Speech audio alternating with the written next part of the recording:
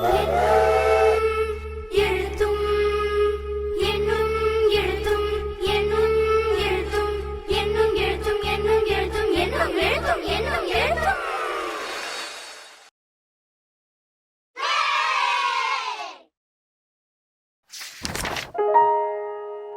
என்னும் எழுத்தும்.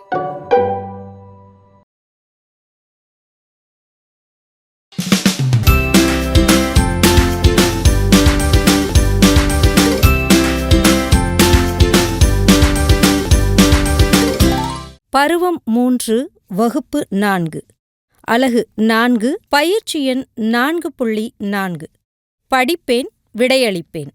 வணக்கம் செல்லக்குட்டிங்களா, இங்க கொடுக்கப்பட்டிருக்கிற பத்திகளை சேர்ந்து படிக்கலாமா? வாங்க. மனிதன் புலியைப் போல வேடமிட்டு ஆடுவதை புலியாட்டம் என்பர். தமிழகத்தின் அனைத்து பகுதிகளிலும் புலியாட்டம் நிகழ்த்தப்படுகிறது. புலியின் உடல் மொழியையும் அசைவையும் பற்றி புலியாட்ட கலைஞர்கள் அறிந்து வைத்திருப்பர்.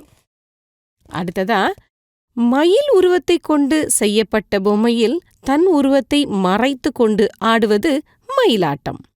ஆண் கலைஞர்கள் பெரும்பாலும் இவ்வாட்டத்தில் பங்கு பெறுவர். வட தமிழ்நாட்டின் பல பகுதிகளிலும் மதுரையிலும் தஞ்சையிலும் மயிலாட்ட கலைஞர்கள் உள்ளனர். குழுவாக சேர்ந்து வட்டமாக நின்று கைகளை தட்டி ஆடும் ஆட்டம் கும்மியாட்டம்.